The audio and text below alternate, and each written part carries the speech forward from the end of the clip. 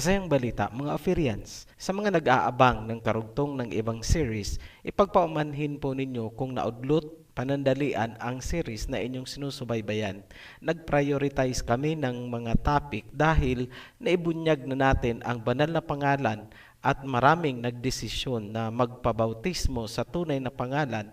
Minabuti naming isunod agad ang commandment series para alam nila ang mga dapat at hindi dapat gawin. Kailangang protektahan namin ang mga believers ng pangalan laban sa mga nagtuturo na wala na daw kautusan. Dahil dyan, inilabas namin itong commandment series. Lilinawin natin once and for all kung ano ba talaga ang sinasabi sa Biblia na saved by grace through faith. Dahil yan ay nami-misinterpret ng karamihan. Sa mga followers ng saved by grace, ito ay isang guidance. Ngunit para sa mga tagapagturo, ito ay isang admonition. May patok na doktrinang wala na daw commandments kasi saved by grace na daw. Yan ay labis naming tinututulan dahil maraming mapapahamak sa turo na yan. Ang tawag namin dyan ay sweet poison doctrine. Kaya kung kasali ka dyan, pakinggan mong mabuti itong paliwanag namin dahil ito ang antidote para ma-neutralize ang doktrinang lumason sa iyong consciousness. Tatalakayin natin kung ano ba talaga ang katotohanan tungkol sa saved by grace. Papatunayan namin na hindi inalis ng Misaya ang commandments at nagbigay pa nga siya ng example para ito ay pagtibayin. Basahin nyo ang John chapter 1 verse 17. For the law was given through Moses, grace and truth came through the Messiah. Ibinigay ang kautusan kay Moses at ang grace and truth ay dala ng Messiah. Ngayon, na-misinterpret ng grace proponents ang pagpasok ng Messiah sa senaryo. Kung mapapansin nyo, malinaw na sinabi ng Messiah na napunta siya hindi para alisin ang law or mga kautusan, kundi para tumupad dito. Kung papansinin nyo rin ang mga teachings ng Messiah, ipinakita niya kung paano tuparin ang law dahil masyadong rigid or extreme ang pagpapatupad nito sa panahon ni Moses. Ibinigay ng Messiah bilang halimbawa ang paghango ng tupa kung ito ay nahulog sa balon at ang pagpapagaling ng may sakit sa araw ng Sabath. Sinabi niya na hindi yan paglabag sa kautusan. Lumalabas na kung ang batas ay ibinigay kay Moses, ang implementing guidelines ay dala ng Messiah. Gumamit tayo ng analogy para maunawaan ang role ng Messiah. Kunwari, may bagong batas. Aprobado na ng Kongreso, Senado at Palasyo. Mangangailangan pa rin ng implementing rules and guidelines kung paano ito ipapatupad. Yan ang ginampanan ng Messiah upang makita ng mga tao ang truth o katotohanan kung paano ang pagpapatupad ng law o kautusan. Nakakalungkot dahil ang itinuturo nitong grace doctrine ay hindi na daw natin kailangang tumupad sa mga kautusan dahil ang Messiah na daw ang tumupad nito para sa atin. Yan ay isang pagbabaluktot ng katotohanan. Ang iringan dahil sa issues na ito ay makikita mula pa sa panahon ng Messiah hanggang ngayon. Noong kumakain ang mga disciples, sinita sila ng mga Pariseyo. Bakit daw nila nilabag ang tradisyon ng kanilang elders dahil kumain na hindi naghugas ng kamay? Ito ang isinagot ng Messiah. Matthew chapter 15 verse 3. But he answered them, why do you also disregard the commandment of Elohim because of your tradition? Bakit nyo rin binabaliwala ang mga kautusan dahil sa inyong mga tradition? Sa verse 4, because Elohim said, you are to honor your father and your mother, but you say, whoever tells his father or his mother, whatever support you might have received from me has been given to Elohim, does not have to honor his father. Ipaliwanag natin sa Tagalog. Sinabi ng Elohim na igalang mo ang iyong ama at ina. Pero ang itinuro ng mga teachers ay, Kung sino man ang makapagsasalita sa kanilang magulang ng kung anuman ang natatanggap niyong suporta mula sa akin ay napupunta sa Elohim. Sa gayon, hindi na daw kailangang i-honor ang magulang. Kumbaga, sa simpleng salita, ang sinasabi ng kautusan ay i-honor mo ang iyong magulang, pero ang itinuturo nitong mga Pariseo ay hindi mo na kailangang i-honor basta magbibigay ka ng suporta sa iyong magulang. Isa lang ang pinatutunayan ng verse na yan. Ipinagdidiinan ng Mesaya na binding ang mga kautusan, ngunit binabaluktot nitong mga nagtuturo na wala na daw kautusan dahil saved by grace na daw. Dahil dyan, ano ang tawag sa kanila ng Mesaya? Their worship of me is empty because they teach human rules as doctrines. Hungkag ang pagsamba na ginagawa nila dahil doktrina ng tao ang pinaiiral. Kukontrahin nyo? Di wow! Balikan natin ang John chapter 1 verse 17. For the law was given to Moses, grace and truth came through the Messiah. Bakit nagkaroon ng mga relihiyon na nagsasabing wala na ang law dahil grace daw ang magligtas? Sa nakikita natin, nagkaroon ng paksyon sa pagitan ng law advocates versus grace faith followers. Gumamit tayo ng simpleng logic. Naniniwala ba kayo na lahat ng tao ay nagkakasala? Yes. Romans chapter 3 verse 23. For all have sinned and come short of the glory of Elohim. Lahat ng tao ay nagkakasala daw. Ngayon, ano ba ang sin o kasalanan? Kung sa legal term, matatawag nating crime o krimen. Pero ano ang sinasabi ng Biblia? Whosoever committeth sin transgresseth also the law, for sin is the transgression of the law. 1 John chapter 3 verse 4. Maliwanag, kaya may sin or kasalanan kasi may law or batas na nilabag. Kung may sin na sinasabi ang Biblia, yun ay dahil may law o may batas. Common sense. Lumalabas tuloy na itong mga taong sinisipa ang kautusan ay mga rebellious na ayaw magpasakop sa kautusan. Babylonian doctrine, rebellious liberal generation. As early as this point, alam na kung bakit ayaw ng law nitong mga grace believers. Kasi ayaw nilang matawag sila na mga sinners. Ano ang ibig sabihin yan? Nagmamalinis.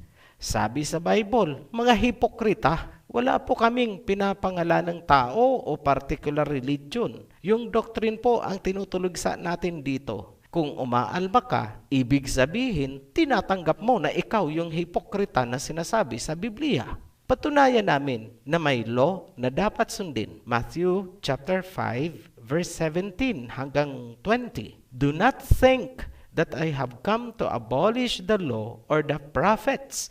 I have not come to abolish them but to fulfill them. Sa Tagalog, huwag niyong iisipin na ako'y naparito para alisin ang mga kautusan kundi para tumupad dito. Sa verse 18, for truly I tell you, until heaven and earth disappear, not the smallest letter, not the least stroke of a pen, will by any means disappear from the law until everything is accomplished. Katotohanan, sinasabi ko sa inyo, hanggang mawala ang kalangitan at ang mundo, ni isang guhit sa kautusan ay hindi mawawala. Verse 20, for I tell you that unless your righteousness surpasses that of the Pharisees and the teachers of the law, you will certainly not enter the kingdom of heaven. Sinasabi ko sa inyo, hanggat hindi nyo nalalampasan ang katuwiran o righteousness ng mga nagtuturo ng kautusan, hindi kayo makakapasok sa kaharian. Ngayon nyo sabihin, mga grace and faith followers o believers na wala ng law. Anong gusto nyong palabasin? Mali ang Mesaya at kayo ang tama? Di wow ulit. Bravo! Walang sumisipa sa kautusan na pwedeng magkamit ng grace by faith mula sa Mesaya. Susuportahan natin yan ayon sa Biblia. Galatians chapter 3, verse 24. So the law became our guardian to lead us to the Messiah that we might be justified by faith. Malinaw, di ba? Ang kautusan ang maghahatid sa atin sa Messiah para makamit natin ang kaligtasan by grace. Kaya, kayong mga sumisipa sa mga kautusan ay walang karapatan mag-angkin ng grace mula sa Messiah. You doomed yourselves. Ipinahamak nyo ang sarili nyo ni hindi kayo makakalapit sa Messiah dahil inabolish nyo ang law na dapat sana ay dadaanan ninyo. Guni-guni nyo lang na entitled kayo sa grace, pero hindi. Dahil tinanggihan nyo ang kautusan na maghahatid sa inyo sa Messiah. Malinaw po ang verse. Bakit ayaw nyong intindihin? Bakit? Bakit?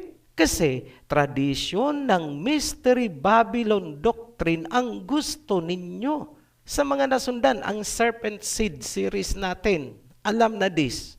Para sa mga ayaw ng law, subukan nyo kayang lumapit sa Messiah para mag-claim ng salvation nyo by grace through faith. Ano sa tingin nyo ang sasabihin sa inyo ng Messiah? Ayan na, sa Bible, nakasulat niya. Ayaw nyo lang basahin. If you love me, keep my commandments. John chapter 14, verse 15. Kabog, mga grace. Ang dami nyong ipinahamak na kaluluwa. Hindi sila makaka-avail ng salvation by grace kasi tinuruan nyo silang maging suwail at sipain ang kautusan. Blasphemy to the maximum po ang doktrina nyo. Laging Bible ang hawak nyo. Huwag nyong sabihin na ni minsan hindi nyo ito nabasa.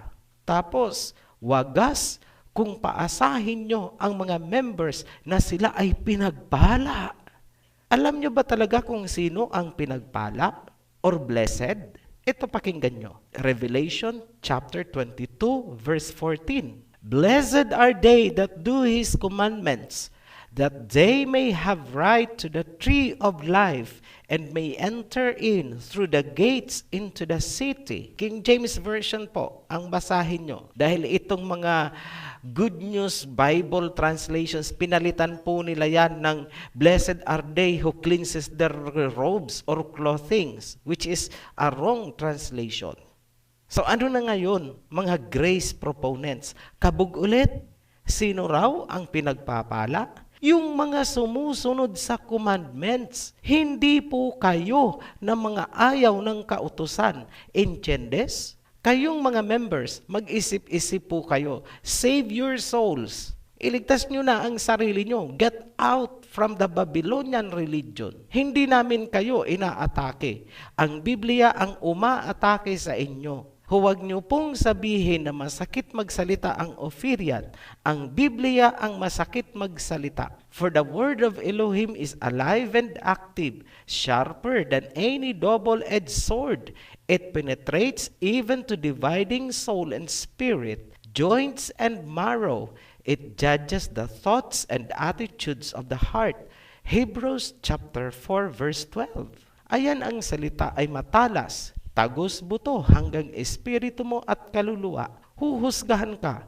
Ngayon, kung nagagalit ka sa amin, okay lang yan. Nauunawaan namin na ang galit mo ay hindi sa amin, kundi sa mga nakasulat sa Biblia. Tagabasa lang po kami. Ngayon, paano naligaw ang mga grace believers and faith-only followers? Simple lang, kasi pinaghihiwalay nila ang law at grace. Hindi po yan pwedeng paghiwalayin for your own convenience. Gaya ng naipaliwanag natin kanina, hindi mo makakamit ang grace kung sisipain mo ang law. 2-in-1 po yan. Parang ganito yan. May law or kautusan. Nagkasala ka dahil hindi mo nasunod. Katapusan mo na ba? Hindi. Sasaluhin ka ng grace sa pamamagitan ng iyong pananampalataya. Gumamit tayo ng analogy para madaling unawain. Sa mga may background sa batas ng tao, gaya ng mga Republic Acts, etc., etc., madali nyo itong mauunawaan. Ayon sa batas, ang taong nagkasala ng isang crime at convicted with finality ay pwedeng bigyan ng presidente ng executive pardon. Discretion or kapangyarihan ng presidente ang pagbibigay ng executive pardon. Pwede kanyang alisin sa ilalim ng batas na nag-condemn o nag-convict sa iyo at ililipat kanya sa ilalim ng kanyang executive power. Romans chapter 6 verse 14. For sin will have no dominion over you, since you are not under law but under grace. Sa ilalim ng kanyang executive power, ikaw ay isang righteous person dahil sa iyong pananampalataya sa presidente. Ang ibibigay sa iyong executive pardon ang magbabalik ng iyong righteousness sa kabila ng pagkakasala mo sa batas. Good as new person ka, as if walang nangyaring pagkakasala. Yan ang eksaktong analogy para maunawaan nyo ang saved by grace through faith. Ang presidente sa analogy natin ay ang Misaya na naging King of Kings. Ang batas ay ang biblical commandments, laws at statutes na nilabag mo. Ang executive pardon ang grace na makakamit mo through faith sa King of Kings.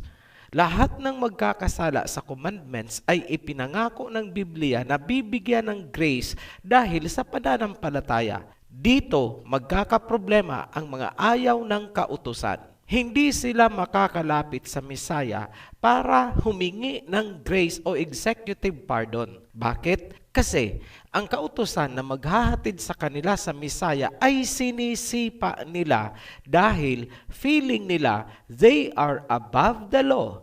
No one is above the law. Kahit ang Misaya ay nagpasakop at sumunod sa kautusan, tapos gusto ng grace doctrine, exempted sila. Grabe na po yan ha. Sinasabi sa Biblia na no one is justified by the law. Galatians chapter 2 verse 16. Know that a man is not justified by works of law. Tama, dahil hindi naman ginawa ang law para i-justify ka. Hindi yun ang purpose ng law. Kuha mo, ang kautusan ay taga-condemn or taga-convict ng maling gawain.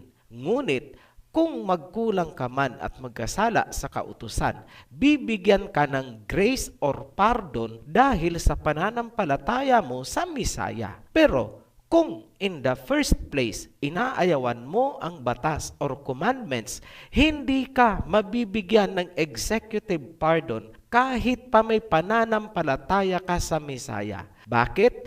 Kasi kailangan mo ang law o kautusan na maghahatid sa iyo para makalapit sa Misaya at maka-avail ng executive pardon na tinatawag nating grace sa Bible. Simple, sa makatuwid, lahat ng inaayawan ang mga kautusan ay walang karapatan mag-claim ng grace by faith alone. Hindi po yan para sa inyo. Para po yan sa mga nagpailalim sa law o kautusan. Lahat ng provisions at verses tungkol sa grace na matatagpuan sa Acts, Galatians, Ephesians, Romans at kung saan-saan pa ay para lamang sa mga nagpapasakop sa law o kautusan. Sa tingin namin, malinaw na ang paliwanag. Bilang konklusyon, Galatians chapter 3 verse 24. So the law became our guardian to lead us to the Messiah that we might be justified by faith. Ang kautusan ang guardian na maghahatid sa atin sa Messiah para tayo ay maituwid sa pamamagitan ng ating pananampalataya. Tandaan ang sinabi ng Messiah, if you love me, keep my commandments. Sinabi niya rin, hanggang maglaho ang langit at lupa, ni isang guhit ay walang mababago sa kautusan. Sa susunod na video, uunahin natin ang pinakamahalagang kautusan na dapat sundin ng mga tumatangkilik ng tunay na pangalan, the 10 Commandments. Muli po kaming nagpapasalamat sa mga patuloy na nagsusubaybay sa ating channel. Para sa mga new subscribers, welcome home to our heritage. Hanggang sa muli, be blessed, Ophirians. Shalom.